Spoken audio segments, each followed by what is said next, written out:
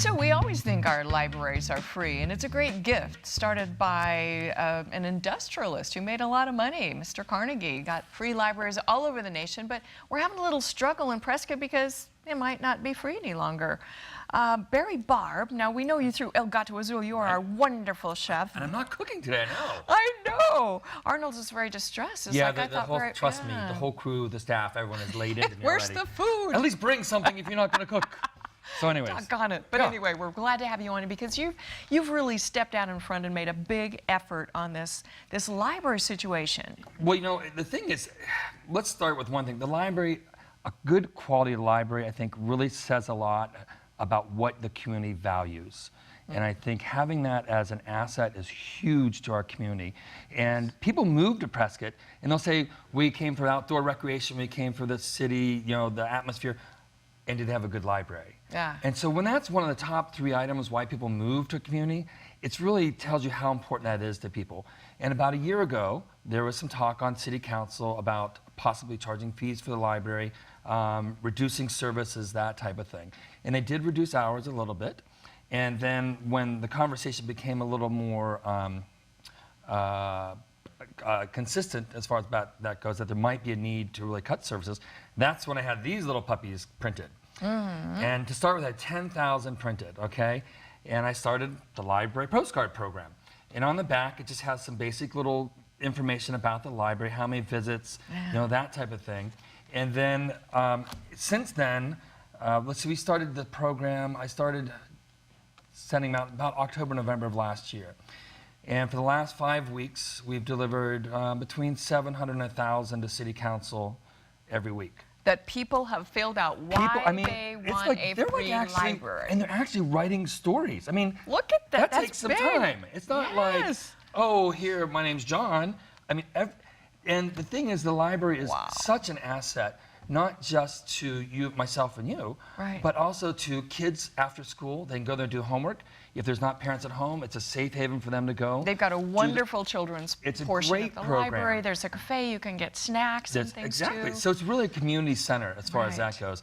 And yes, it's a wealth of information, but it really is an identity with the values of Prescott, I feel. It's kind of a community center. People do gather there. They There's call computers Prescott's living room.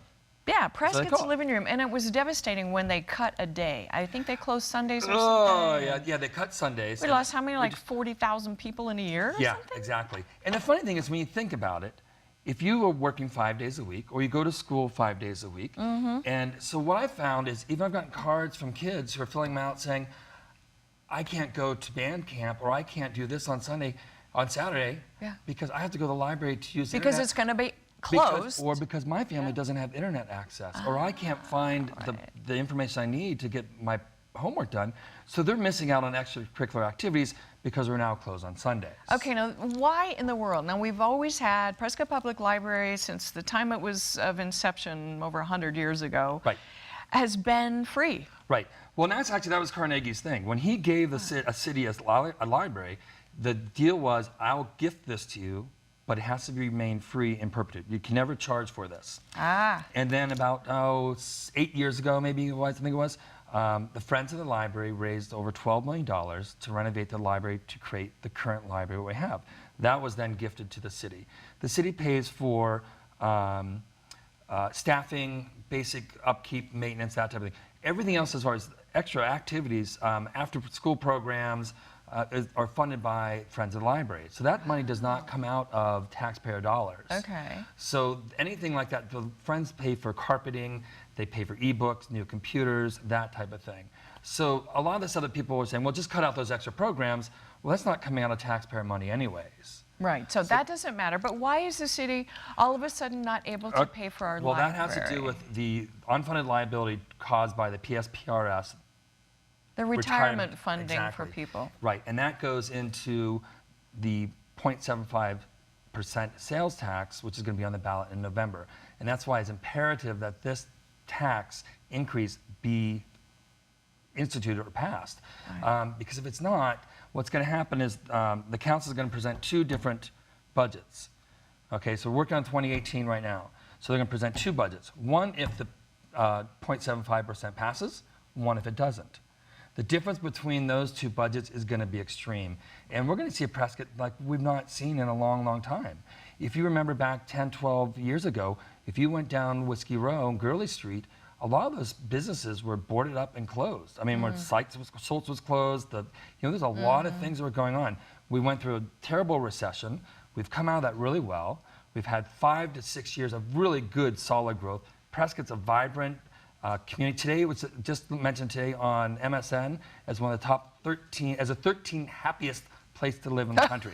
Hey, we're up there with That Walt Disney, right? I know. Disneyland, yay! You know, so I'd hate to see us take a step back by not passing this bill, this law, what do we call it, tax, the 0.75% sales tax. And there's just no other way. I find it interesting. It seems to me like, well, probably ever since we lost the firefighters, there were a lot of problems with that, and I don't know if that ties in, but maybe they need to look at the retirement program. Well, maybe, see, the retirement program is completely different than the it's unfunded separate. liability. Okay, so it didn't have that. Okay. The PSPRS is a completely different thing. It has to be resolved in a different way. That's the This ongoing, is for city workers, but it's probably all for school teachers and all that thing too, or what? What is that? Which were the PSPRS? Yeah, the retirement program. Who does that? That's police and fire. Just police and Just fire police and fire. retirement for Exactly, them. right.